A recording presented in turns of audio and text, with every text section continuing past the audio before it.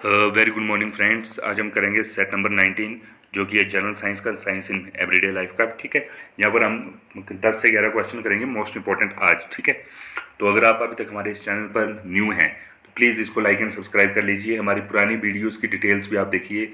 आपको हिमाचल प्रदेश का अल्टीमेट में जीके, ठीक है, फिर जनरल साइंस, ठीक, इंडियन हिस्ट्री, आपकी मेडिवल हिस्ट्री और पॉलिटी, ये सारे टॉपिक्स आपको डिटेल वाइज एमसीक्यू की फॉर्म में मिलेंगे। ठीक है, और हर क्वेश्चन का वेटेज है जो कि स्टेट कंपटीशन से लेकर यूपीएससी तक हर एग्जाम में पूछे गए क्वेश्चन हैं। ठीक है, तो कंपाइलेशन काफ़ी अच्छी है क्वेश्चंस की। ठीक है, होपफुली आपको फ़ायदा मिलेगा। ठीक है, तो अगर आप नए हैं तो प्लीज़ आप सब्सक्राइब कर लीजिए। अब हम स्टार्ट करते हैं आज का अपना फर्स्ट क्वेश्चन। ओके, तो फर्स्ट क्वेश्चन है, ठीक, वेरी इंपॉर्टेंट, नाटोमी। जो एनाटोमी है वो ब्रांच है साइंस की जो कि डील करती है किस चीज़ के साथ। तो फ्रेंड्स, एनाटोमी डील करती है structure of animals and plants.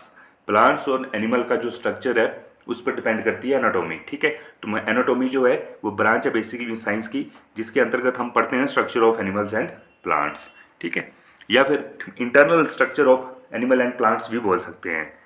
ठीक है, तो मोस्ट सुटेबल ऑप्शन आपका फर्स्ट ही है यहाँ पर, तो यहाँ पर ऑप्शन फर्स्ट बिल्कुल ठीक हो जाएगा। ओके, आगे मूव करते हैं हम सेकंड क्वेश्चन पर। ऑन्कोलॉजी किस चीज़ की स्टडी है? Is the study of, okay, तो आंसर में राइट हो जाएगा कैंसर। ठीक है, कैंसर की स्टडी को बोलते हैं ऑन्कोलॉजी, इस चीज़ को याद रखिएगा। आगे मूव करते हैं हम अपने थर्ड क्वेश्चन की तरफ। Very important question, numismatics is the study of which? तो friends, numismatics is the study of coins. जो कॉइन्स की स्टडी है उसको बोलते हैं न्यूमिस्मेटिक्स। ठीक है, इस चीज़ को याद रखिएगा। ओके, आगे मूव करते हैं हम फोर्थ क्वेश्चन की तरफ। Eugenix is the study of, तो फ्रेंड्स जो अपनी यूजेनिक है वो स्टडी है altering human beings by changing their genetic components. ठीक है, ह्यूमन बीइंग को चेंज करना उसके जेनेटिक कंपोनेंट्स को चेंज करके। ठीक है, इसको बोलते हैं यूजेनिक्स। ठीक है, तो ऑप्शन डी यहाँ पर राइट हो जाएगा। आगे मूव करते हैं हम अपने फिफ्थ क्वेश्चन की तरफ। Important, ornithology is the study of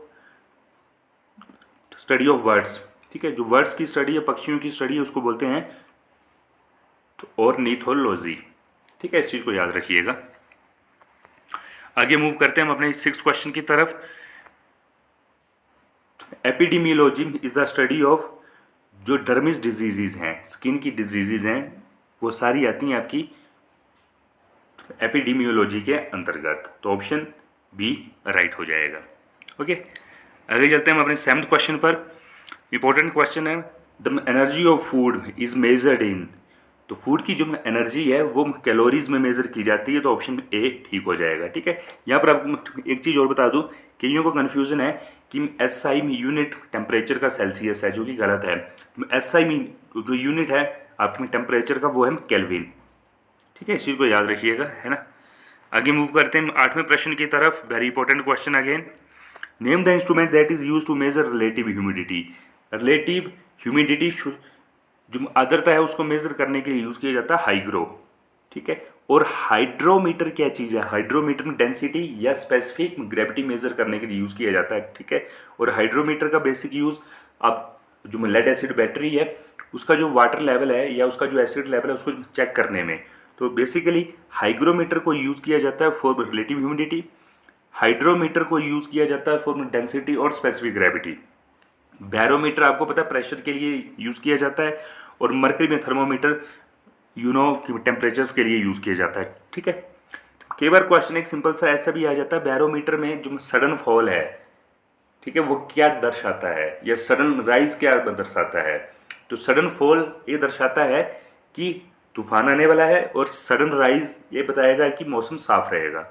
okay, तो इंपॉर्टेंट है, इसको मार्क कर लीजिएगा। ठीक है, और हाइग्रो और हाइड्रो में कंफ्यूज मत होइए। हाइग्रो जहाँ ग लग रहा है वो रिलेटिव ह्यूमिडिटी के लिए है, और जहाँ ड हाइड्रो वो डेंसिटी या स्पेसिफिक ग्रेविटी के लिए है।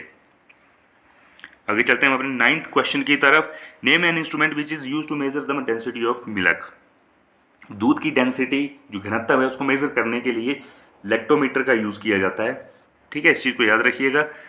ओके, अब यहाँ पर अगेन हाइड्रो, बैरो और हाइग्रो है, तो मैंने आपको इसके बारे में बता दिया। हाइड्रोमीटर फॉर डेंसिटी या specific gravity, barometer for your pressure and hygrometer for relative humidity. अब चलते हैं हम लास्ट क्वेश्चन की तरफ, ठीक है। इस क्वेश्चन को भी ध्यान से आप समझ लीजिएगा। Name an instrument use to measure electric resistance, ठीक है।